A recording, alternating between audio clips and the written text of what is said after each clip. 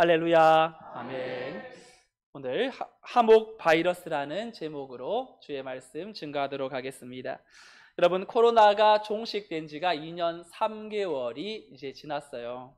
코로나라는 이름보다 이제 또 다른 이름으로 계속 우리 주변을 또 이제 바이러스가 침투하고 있는 그런 상황 속에서 예나 지금이나 항상 우리는 바이러스 전쟁을 살아가게 되죠. 더 내성이 강한 또 이런 바이러스들, 또 거기에 또 우리가 또 적응해 나가면서 항상 이 보이지 않지만 강력한 이 전파력을 가진 이 바이러스와 참 우리는 앞으로 계속 동고동락해야 될 것으로 보여요. 여러분, 그런데 이번 코로나로 인해서 보고된 공식 사망자가 약 709만 명 정도라고 하고, 보고되지 않은 그런 사망자가 약 1,900만 명에서 최대 3,600만 명까지 전 세계적으로 발생했다고 합니다. 그런데 이 500년 전에 이 코로나와는 비교할 수 없는 이런 사상자를 낸 그런 전염병이 있었는데요. 바로 환자의 피부가 검게 변한다고 해서 흑사병, 검은 죽음이라고 불리웠던 그런 병이 있었는데요. 이 흑사병은 여러 차례 대유행을 거치면서 6년간, 짧게는 6년간, 길게는 이 400년 동안이나 계속 진행이 되었던 그러한 이 병이었어요. 이 병으로 인하여서 죽은 사람이 적게는 2,500만 명에서 7,500만 명 사이라고 합니다. 당시 이제 인구로 본다면 유럽 인구의 한 4분의 1이 이 전염병으로 인하여 목숨을 잃었고, 또 이 15세기에 이 전염병이 4번이나 이 독일을 휩쓸었는데요. 1527년 8월 독일의 비텐베르크 도시에 또다시 흑사병이 발생해서 2주 만에 18명의 사망자가 발생하자 이 독일의 크리스천들이 당대의 유명한 신학자인 마틴 루터에게 찾아가서 이 팬데믹의 공포 속에서 우리가 성도들로 어떻게 대처해야 될까를 물었어요. 그때 이 마틴 루터가 죽음의 역병으로부터 피신해야 하는가라는 제목의 이 편지를 작성을 했는데, 이런 내용을 적었어요. 집에 불이 났는데 불을 끄려고 하지 않아 도시 전체가 사라지게 만들어 놓고 하나님께서 원하시면 물이 없어도 불이 진압되었을 것이라고 말한다면 어떻겠습니까? 말도 안 되는 소리입니다. 이렇게 생각하면 어떻겠습니까? 마귀가 우리에게 치명적 병을 보냈다. 그러므로 나는 하나님께 자비로 우리를 보호해 주시기를 간구하겠다. 그 다음에 주위를 소독해 공기를 정화하겠다. 의약품을 사용하겠고 약을 먹겠다. 나를 필요로 하지 않는 사람은 만나지 않겠고 나를 필요로 하지 않는 장소엔 가지 않겠다. 그래야 내 부주의로 오염시키지 않고 다른 사람에게 전염시켜 죽게 만들지 않을 수 있을 것이다. 그러나 내 이웃이 나를 필요로 한다면 누구라도 만나고 어디든 달려가겠다. 당시 이제 자치 권력자 이 영주가 이 비텐베르크 대학을 폐쇄시키고 또 대학교에서 강의하던 루터에게도 다른 도시로 피난하라고 명령했지만, 이 루터가 자신은 선한 목자라 양을 위하여 자기 목숨을 버린다라는 이 요한복음 10장 11절의 주님의 말씀을 인용하여 비텐베르크에 남아서 자기 집을 병원으로 만들어 놓고 이 환자를 돌보았대요. 그러면서 이 이웃을 섬기는 루터가 작은 종기를 두려워해서는 안 된다면서 병든 사람을 돌보는 일은 의무가 아니라 바로 은혜에서 나온 것이다 라고 말을 했습니다. 그럼 병든 사람을 돌보는 거, 그 사람을 돌보다가 내가 또 전염될 수도 있고 또 죽음의 위기에 놓일 수 있지만 그를 돌보는 것이 의무가 아니라 은혜에서 기인한 것이다 라고 말한 것이 인상적이에요. 여러분, 신앙생활 의무로 합니까? 아니면 자발적으로 하십니까? 자발적으로. 여러분, 의무로 하는 사람이 있어요. 어떤 사람입니까? 처음에는 지옥 안 가려고. 그래도 그분의 신앙은 건강한 신앙이에요. 왜냐하면 그분이 생각하는 세상 종말에 지옥이 있다라는 끝을 생각할 수 있는 믿음이니까요. 그래서 지옥 안 가려고 예수 믿는다는 건 건강한 신앙의 출발점이죠. 그런데 이제 신앙을 하면 할수록 단순히 지옥 안 가려고 그 정도 선에서 머무는 것이 아니라 이제는 자발적인 상태로 넘어가죠.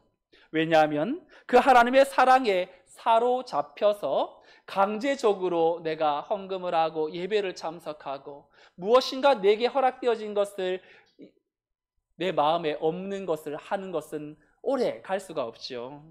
그런데 하나님의 사랑으로 사로잡히면 위험한 것도 그것이 내가 필요한 일이라면 마다하지 않고 할 수 있는 건 그분의 사랑이 내게 얼마나 크고 놀라운지를 경험한 사람이 할 수 있는 말이라고 생각합니다. 여러분, 저는 예수님을 믿는다는 건 또 다른 말로 하나님의 사랑에 사로잡히는 것이라고 말하고 싶어요. 여러분, 사로잡힌다고 해서 억지로 하는 것이 아니라 사랑의 노예처럼 그 사랑이 너무 커서 실제적이어서 내 삶을 이 움직이는 원동력이 되어버리는 거. 성도가 하나님의 사랑에 사로잡히지 않으면요, 여러분, 세상의 것에 사로잡히게 됩니다. 중간 지대는 없거든요. 여러분, 우리가 하나님의 사랑에 사로잡히지 않으면 죄와 자기 욕망에 사로잡혀요. 나는 왜 이렇게 죄만 짓는지 모르겠어요. 이런 분들 있죠? 그건 죄와 자기 욕망에 사로잡혀 있고 거기에서 헤어나오려고 하는 마음이 없기 때문이겠죠. 있다 하더라도 거기보다는 이 주님의 사랑보다는 내가 사랑하는 세상의 것에 마음이 더 빼앗겨 있는 자기 욕망, 쾌락, 분노, 탐욕이 삶을 지배하고 또 하나님의 사랑에 사로잡히지 않으면 세상 가치와 이 문화에 사로잡혀 버리죠. 성공이나 안정된 것이나 돈이나 권력이나 세상 기준이 내 마음을 붙잡아요. 그래서 믿음보다 더 앞세우게 만들지요. 그리고 두려움에도 사로잡히게 만듭니다. 하나님의 사랑으로 강건하지 못하면 작은 것에 불안을 느끼고 분노를 느끼고 죽음의 공포와 미래에 대한 이 두려움에 사로잡히는 것. 각자 스스로에게 한번 질문해 보세요. 과연 나는 어디에 사로잡혀 있는가? 내 마음은 어디를 향하고 있는가? 무엇이 나의 삶을 결정하게 만드는가? 하루에 눈을 뜨면 제일 먼저 생각나는 것은 무엇인가? 그것이 바로 여러분들의 삶에 내가 누구인지를 나타내는 그러한 시금석이 될 것이라고 봅니다. 바라기는 오늘 말씀을 통해서 우리의 삶의 자리에서 근본 동기가 그리스도의 사랑에 사로잡혀 성도로 부름받은 삶의 그 자리에 하나님께서 허락하시는 사명 붙들고 믿음으로 다시금 나아갈 수 있기를 주님의 이름으로 축원드립니다. 아멘. 고린도 후서는요, 고린도 교회에 사도 바울이 편지를 쓴 서신인데 고린도 전서는 이 교리적으로 고린도 교회가 가지고 있는 문제들을 열거하면서 교리적으로 가르치는 데 초점을 두어 편지를 쓴 것이 또 이 논리적이고 정돈된 편지라면 고린도후서는요, 인간미가 넘쳐요. 굉장히 개인적인 그러한 편지라고 할 수 있습니다. 고린도전서에서 사도 바울은 고린도 교회의 문제점을 지적하고 너희들이 이런 어려움에 있구나, 이런 잘못을 범하였구나, 그것으로 인하여서 하나님의 사랑이 얼마나 크고 놀라운지 그들에게 사랑의 은사를 같이 나누면서 그들에게 권면을 아끼지 않았고, 고린도 교회 성도들은 사도 바울의 권면에 영적으로 눈을 뜨기 시작하면서 바울의 가르침에 말씀 안으로 들어오기 시작합니다. 그런데 여전히 교회 안에 거짓 교사들이 있었어요. 사도 바울의 사도권, 저 사람은 사도가 아니라고, 저 사람의 말을 들을 필요가 없다면서 사도권에 도전하여 거짓 교리를 퍼뜨리면서 교회가 혼란의 도가니에 빠져 있을 때 사도는 예수님의 이 직속 제자는 아니었지만 자신이 사도라고 말합니다. 여러분, 사도는요, 보내심을 받은 자라는 뜻인데 사도가 되는 조건이 있죠. 예수님의 직속 제자들, 예수님을 직접 만난 자, 그리고 예수님의 부활을 경험한 자가 사도의 조건에 포함이 되고요. 그리고 전도할 때 하나님의 능력과 복음의 증거를 가진 특별한 사명을 가지고 또 살아가는 사람이 이 사도인데요. 이 바울은 예수님에게 직접 가르침을 받은 직속 제자는 아니었어요. 그런데 그는 다메섹 도상에서 예수님을 만났고 예수님이 이 바울에게 너는 내가 이방인들을 위해 택한 나의 그릇이다라고 사명을 주시면서 직접 사도 바울에게 사명을 주셨죠. 그러면서 그는 수많은 교회를 세우고 신약의 3분의 2가 되는 상당 부분의 성경 말씀을 기록을 합니다. 그런데 문제는 지금도 여러분 신사도주의라고 해서 사도가 끊어지지 않고 이어진다고 하면서 자신을 사도라고 말하는 사람들이 있습니다. 내가 아직도 하나님께 계시를 받고 있고 나는 예언도 하며 안수기도를 통하여 능력을 나타낼 수 있다고 말하는 그러한 사도를 말하는 간판이 곳곳에 붙어 있는 걸 봅니다. 잘못된 것이지요. 사도의 직분은 초대교회로부터 끝이 납니다. 바울은 고린도 후서를 통하여 자신의 사도권을 변호하면서 많은 지면을 할애하는데 나를 공격하고 나를 힘들게 하는 사람들이 싫어서가 아니라 교회의 진리 수호를 위해서 이제 이 많은 양을 할애합니다. 근데 오늘 본문에 고린도후서 5장에 들어와서요, 사도권을 여전히 의심하는 사람들이 있었습니다. 저 사람 몸도 연약하고 허약하고 고난만 당하고 말은 좀 어눌하고 겉모습은 너무 초라한데 정말 사도가 맞아? 이런 의심의 눈초리로 사도 바울을 바라보고 있는 그들을 향하여서 바울은 자신의 육체적으로는 연약하지만 이 약함 때문에 나의 권위와 또 사도의 사명을 부정하는 증거는 아니라는 걸 설명하고 싶어서 오늘 5장에 들어와 놀라운 하늘로부터 오는 영원한 집을 소개해요. 우리 1절 말씀을 읽어볼까요? 5장 1절 시작. 만일 땅에 있는 우리의 장막집이 무너지면 지으신 집 곧 손으로 지은 것이 아니요 하늘에 있는 영원한 집이 우리에게 있는 줄 아느니라. 아멘. 바울은 예수 믿고 성공한 사람이 아니라 세상적 관점에서 볼다면 실패한 사람이라고 할 수 있어요. 바울은 유명한 가말리엘이라는 대학자 밑에서 공부했어요. 당시 너 스승이 누구냐라고 물을 때 그 스승의 가치와 인지도에 따라서 그 배우는 사람의 가치도 달라졌죠. 그는 엄청난 사람 밑에서 공부한 대수학자요, 율법에서는 능통한 사람이요, 그리고 바리새인이었고, 그리고 당시 사람들이 부러워하는 로마 시민권을 가지고 있었던 사람이지요. 그런데 이런 세상의 조건을 다 가지고 있었던 바울이 예수 믿고 나서 내가 예수님 때문에 내게 있는 모든 것들을 배설물로 여긴다고 말합니다. 그 이유가 1절에서 궁극적으로 사도 바울이 바라보고 있는 것은 이 땅이 아니라 하나님 나라, 영원한 하나님 집이 자신이 거해야 될 집이라는 사실을 알았기 때문에 사람들은 나를 연약하다, 말에 좀 졸하다, 저 사람 사도가 맞냐라고 의심할 때 사도 바울은 영원한 관점에서 자신의 삶과 사명을 해석합니다. 사도라는 직분의 진짜 권위는 외적인 성공이 아니다. 뭔가 강하여서 능력이 나타나고 무엇인가 말 한마디에 사람들이 픽픽 쓰러지는 것이 아니라 영원한 소망에 붙들려 주를 기쁘시게 하는 삶이 진짜 사도의 삶이라는 걸 말해주고 싶었던 것이죠. 바울의 모든 관심은요, 썩고 없어질 이 세상의 것에 있지 않아요. 우리가 열심히 이 땅을 향하여 살아가지만 이 땅의 것은 우리에게 하등 조금이라도 평강과 편안과 우리의 심령을 안전케 못하지요. 그런데 우리가 하나님께로부터 옳은 소망을 받게 되면 이 땅의 것에 내가 좀 부족해도 거기에 내 마음이 빼앗기지 않는 건 우리가 가야 할 영원한 하나님의 집이 우리에게 있음을 알기 때문에 이사 가야 할 사람이 오늘 여기에서 더 많은 것을 사려고 하거나 확보하려고 하거나 여기에 내 마음이 집중하지 않는 건 우리가 바라보는 그 영원한 것이 어디에 있냐에 따라 달라지는 것이죠. 하나님의 나라에 있던 사도 바울은 간절한 소원이 하나 생겼어요.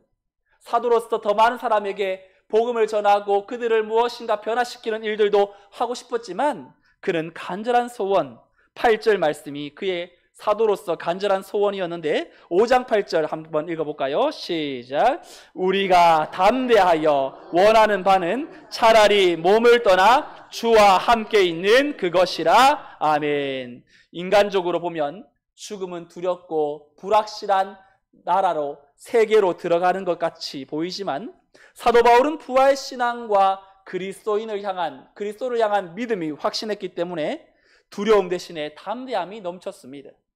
죽음을 정복한 바울은 이제 소원이 있다면 몸을 떠나서 내가 주님과 함께 있고 싶다라는 소망이 생겼던 거죠. 여러분, 예수님 믿는 분들 중에도 간혹 이런 말 하는 분이 있죠? 야, 나 빨리 천국 가고 싶다. 이런 말 하시는 분들이 있을 거예요. 어감을 잘 파악해야 하는데, 여러분, 이 말을 하는 사람의 한편의 마음은 너무 이 세상에서 힘들고 고되고 참 눈만 뜨면 정말 내가 보고 싶지 않은 꼴이 자꾸만 발생하고, 그러니까 천국으로 빨리 이동하기를 원하는 마음이 그 말에 내포되어 있는 거지요. 그리고 또 진짜 예수님이 좋아서 나 주님과 영원한 생명을 다 누리고 싶어서 그 사랑하는 마음 때문에 그 좋은 얼굴, 그 좋은 천국에 주님의 얼굴을 내가 마주보며 대하고 싶다라는 그 주님을 사랑하는 성도의 마음을 또 나타내는 말이기도 합니다. 주님이 바울에게 너 나 빨리 보고 싶니? 너 나 영원토록 나와 동행하고 싶니? 너 몸을 떠나서 지금 천국에 오기를 원하니? 그 아버지의 마음이 조금씩 사도 바울이 기도하는 중에 나는 몸을 떠나 하나님과 함께 있고 싶지만 하나님은 내게 원하는 것이 무엇인지를 이내 알게 하세요. 그것이 무엇일까요? 9절 말씀인데 9절 말씀도 읽어보죠. 시작.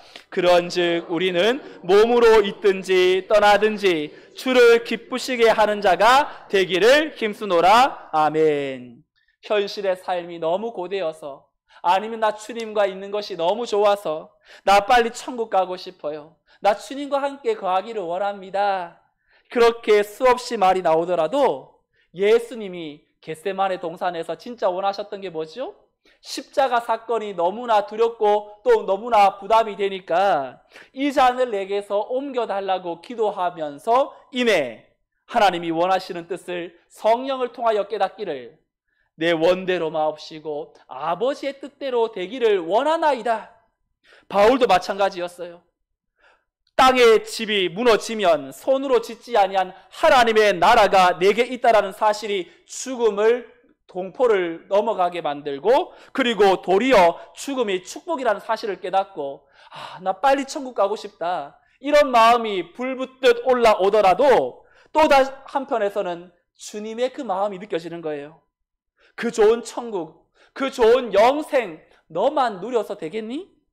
주님이 진정 기뻐하시는 것은 그 좋은 주님을 아직도 자신처럼 예수님을 한때 미워하며 또 예수님을 구원자로 믿지 못하는 그 유대인과 또 이방인들에게 한 사람이라도 더 하나님이 맡기신 사명을 감당하는 것이 바울에게 주시는 주님의 마음임을 이가 깨닫고, 내가 몸으로 있든지 이 땅에 있든지 떠나든지 주를 기쁘시게 하는 자가 되기를 원하노라.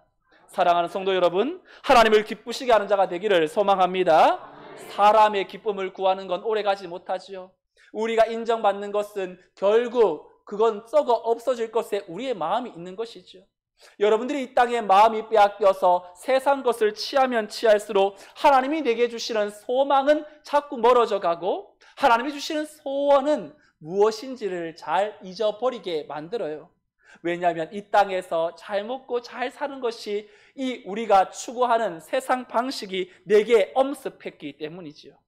그런데 우리가 하나님을 바라보면, 하나님의 사랑에 간절하게 이끌리면 우리의 인생에 소원 하나가 생기는데, 그것이 바로 오늘 본문에서 나오는 화목하게 하는 삶, 바로 복음을 전하는 삶이라고 말합니다. 14절 말씀에 화목은 바로 우리 주체자이신 예수님으로부터 시작이 되었다고 말하면서 14절 이렇게 말하죠. 14절 오늘 본문 말씀 함께 읽어보겠습니다. 시작.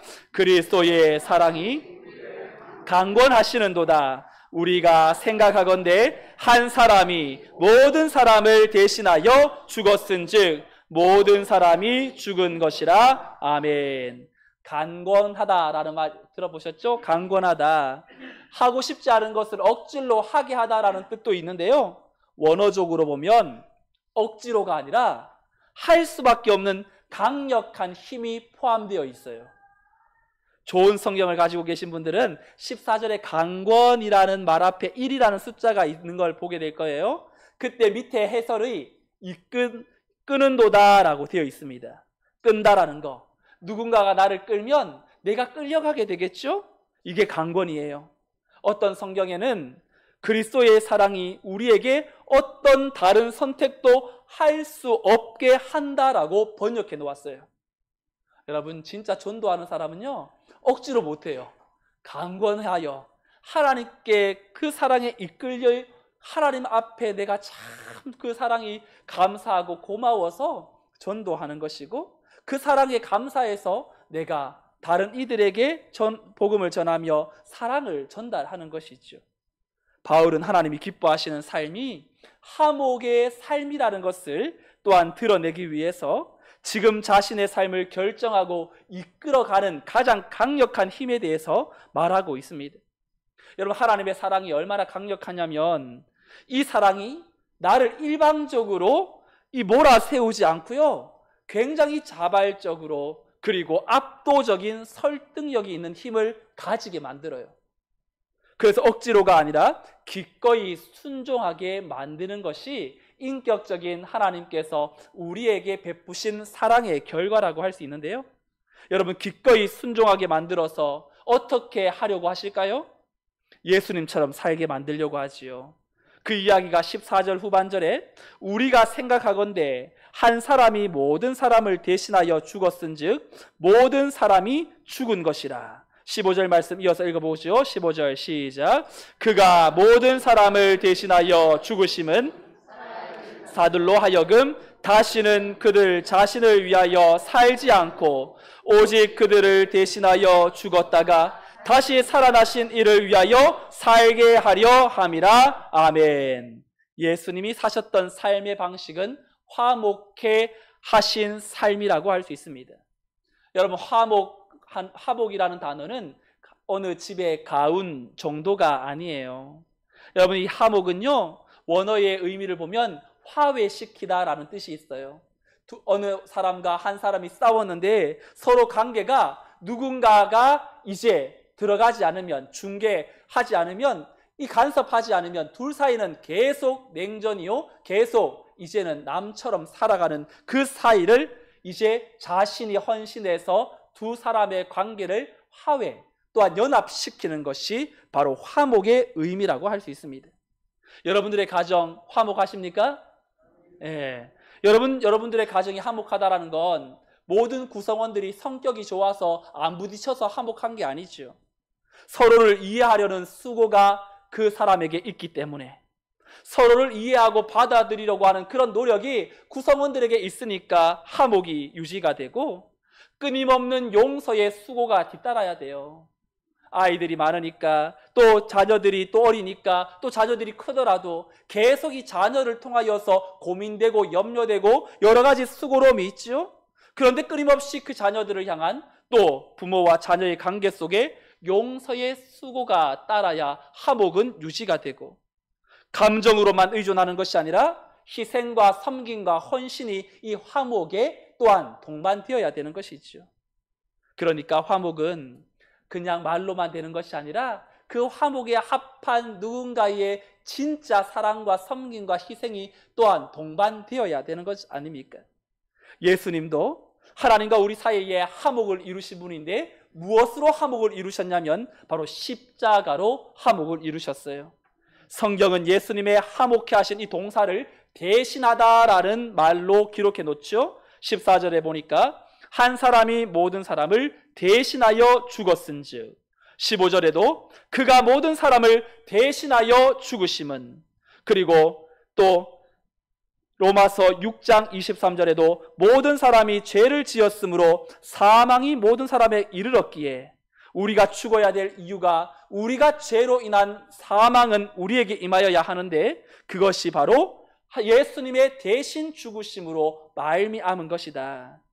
주님도 이 땅에 오신 목적을 마태복음 20장 28절에서 자기 목숨을 많은 사람의 대속물로 주기 위해서, 사도 요한은 요한복음 1장 29절에서 보라 세상 죄를 지고 가는 하나님의 어린 양이로다 라면서 이 예수님에게 세상 죄가 짊어져 있음을 보았고, 구약의 이사야 선지자도 이사야 53장 6절에서 우리는 다 양 같아서 그릇 행하여 각기 제 길로 갔거늘 여호와께서는 우리 모두의 죄악을 그에게 담당시키셨도다. 그리고 베드로도 예수님의 삶과 죽음과 부활을 지켜보면서 베드로전서 2장 24절에 친히 나무에 달려 그 몸으로 우리 죄를 담당하셨으니, 오늘 우리가 읽은 14절에도 한 사람이 모든 사람을 대신하여 죽었은즉, 예수님의 이 죽음을 대신하여 죽었다라는 내용으로 성경은 풀어가고 있습니다. 여러분, 예수님 한 분의 죽음은 충분하지요. 더 이상 다른 희생적 제사가 불필요합니다.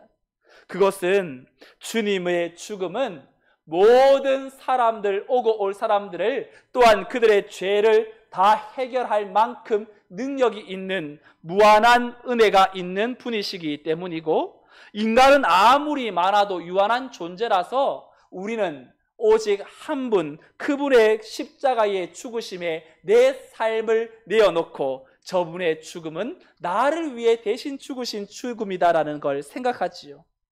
여러분, 구원의 은혜를 누리는 건요, 예수님이 모든 사람을 위하여 죽으셨지만 구원의 은혜는 누가 누릴 수 있냐면 그 주님의 죽음에 믿음을 거는 사람, 그 주님의 죽으심에 내 자신의 삶을 내어 맡긴 각 사람에게만 적용됩니다. 그들만이 예수 그리스도 안에서 십자가에서 주님과 함께 죽고 주님과 함께 산 사람이 되는 것이죠.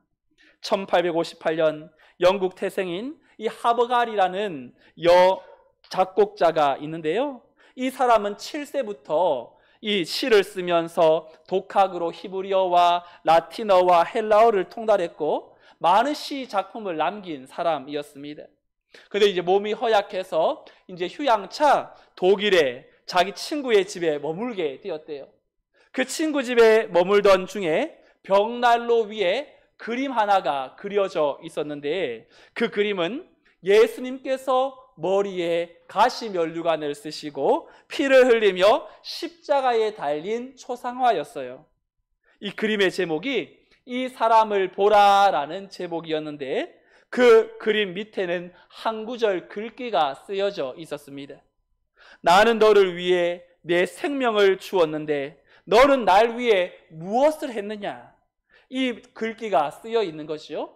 그래서 이 하버갈이 그 글자를 한참 보다가 영감을 받아 시 한 편을 씁니다. 근데 시를 적다 보니까 너무 마음에 들지 않은 거예요. 그래서 자기가 적었던 시를 구겨가지고 불타는 벽난로에다가 그 종이를 던졌는데 이해하지 못할 일이 발생합니다. 벽난로 굴뚝에서 바람이 거꾸로 불어 내려와 그 종이가 분명히 그 안으로 들어갔는데 튕겨 나온 겁니다. 그때 이 하버갈의 마음에 저 용지를 태우지 말고 도로 추워라라는 음성이 들리는 것 같아서 빨리 그 구겨진 걸 펴서 또 정한 종이에다가 자기가 썼던 글귀를 옮겨 적었대요.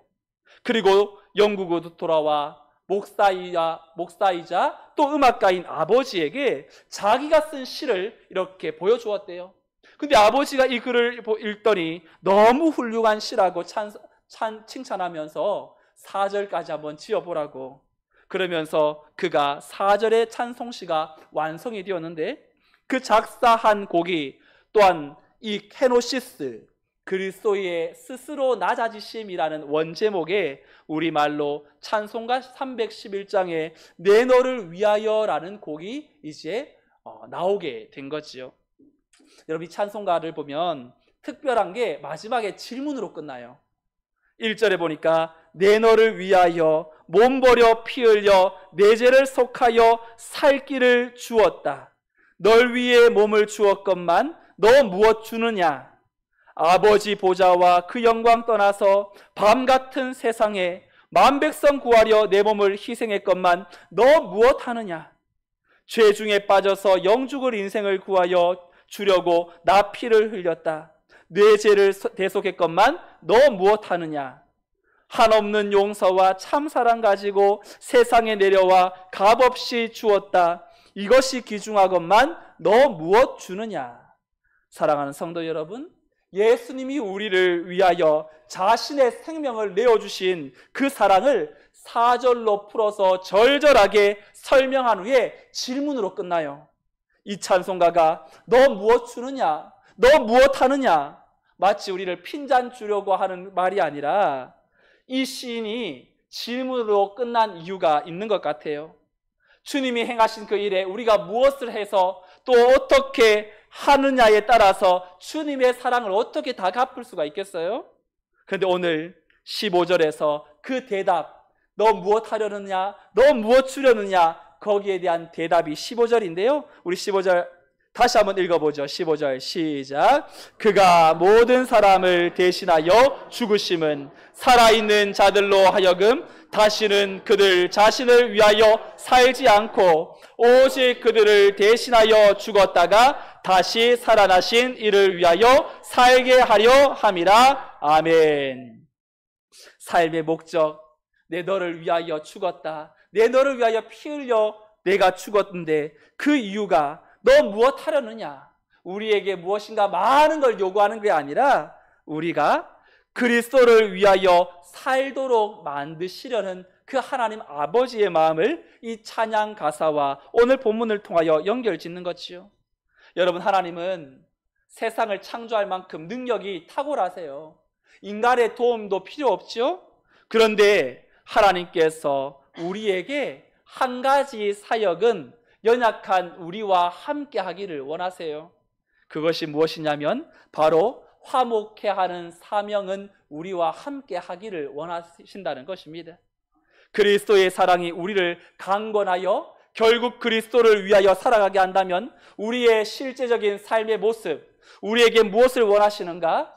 하나님을 위하여, 예수님을 위하여 사는 삶에 더 구체적으로 우리에게 이런 삶을 살도록 요청하시는데 19절 말씀 또 한번 읽어보죠. 19절 시작. 곧 하나님께서 그리스도 안에 계시사 세상을 자기와 화목하게 하시며 그들의 죄를 그들에게 돌리지 아니하시고 화목하게 하는 말씀을 우리에게 부탁하셨느니라. 아멘.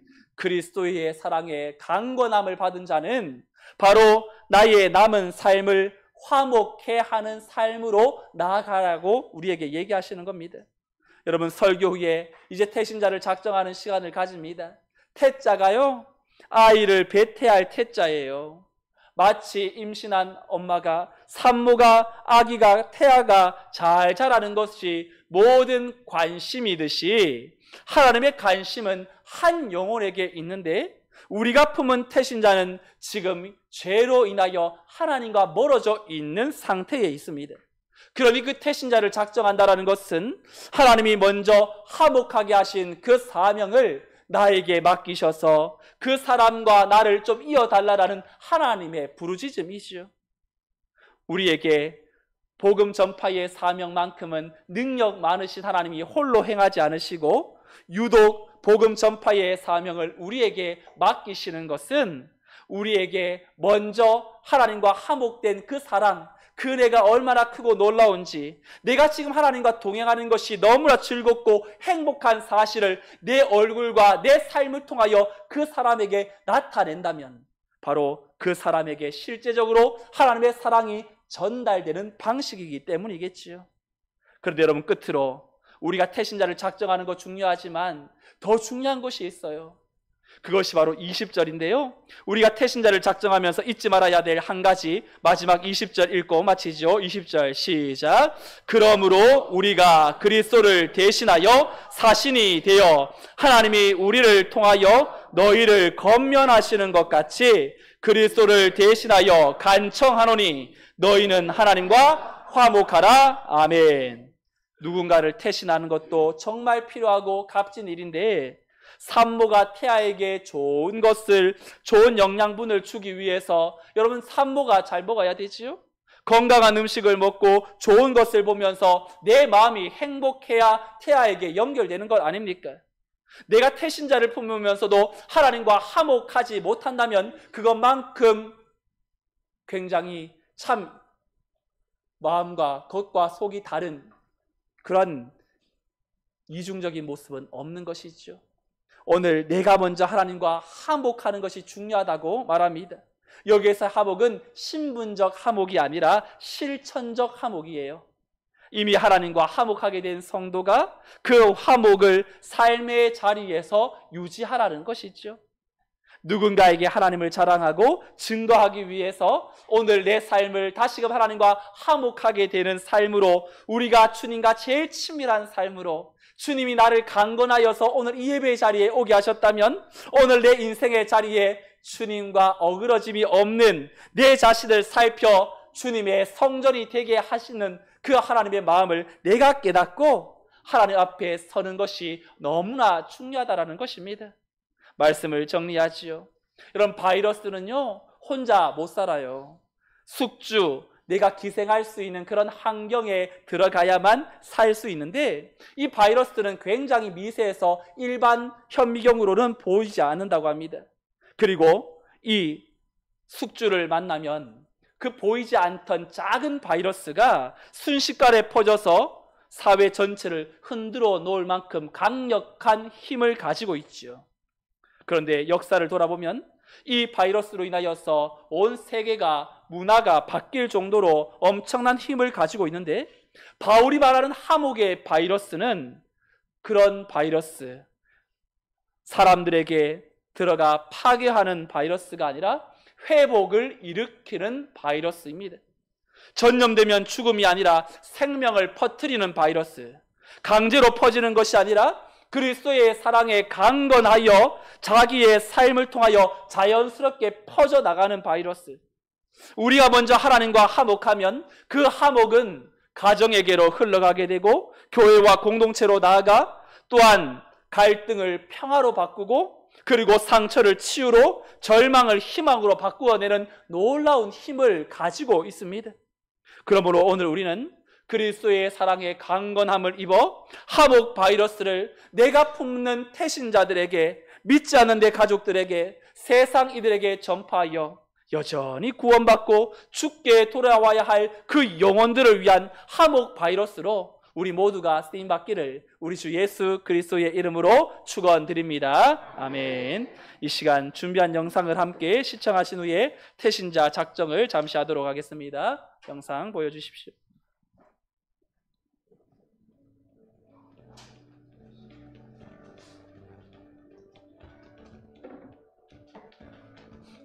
화면 전환해 주세요.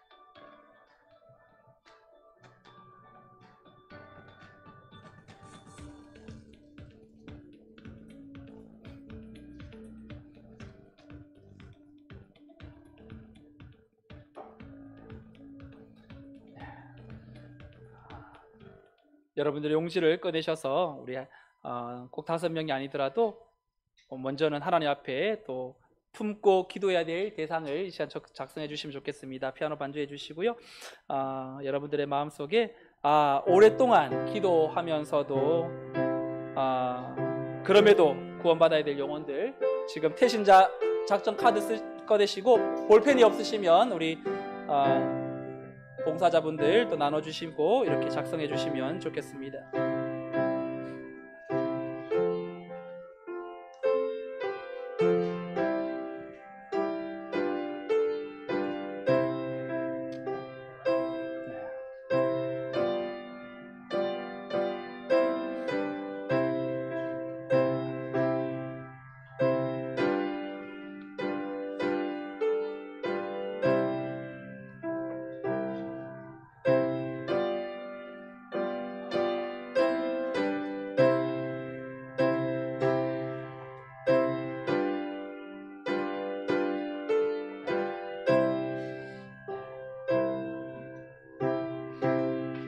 작성하셔서 하나는 여러분들 보관용으로 가지고 계시고요, 또 절취하셔서 나가시다가 바깥 함에다가 넣어주시면 온 교회가 함께 기도하겠습니다.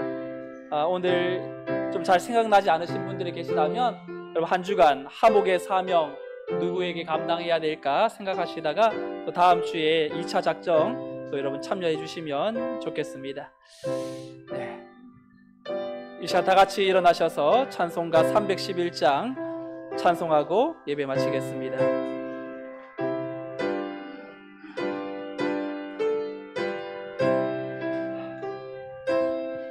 내 너를 위하여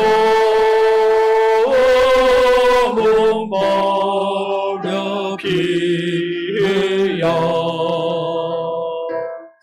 내 죄 속하여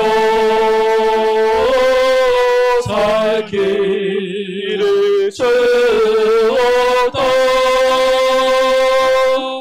너의 몸을 채워마 너무 주느냐. 너의 몸을 채워마 너무 주느냐. 나도 시보좌와 그 영광 떠나서 한같은 세상에 만백성 구하여 내 몸을 이 세계 것만 너무 주느냐.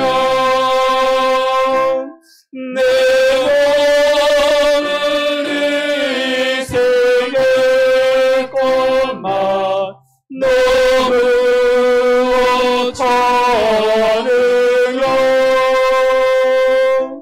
죄 중에 빠져서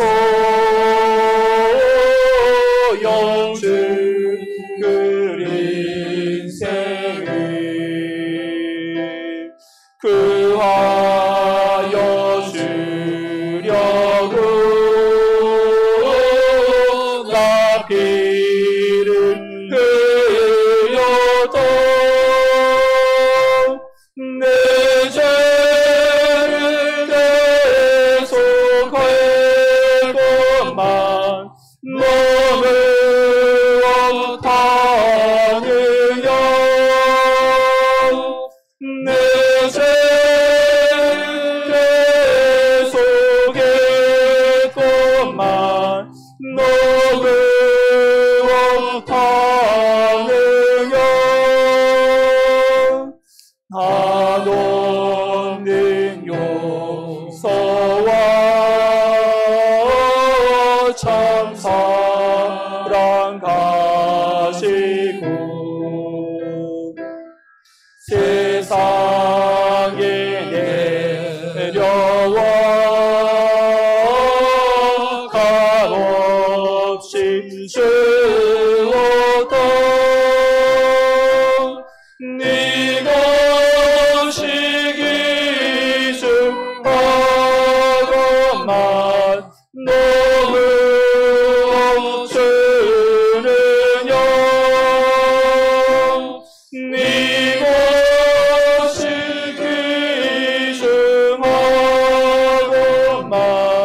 너무 멈추느냐.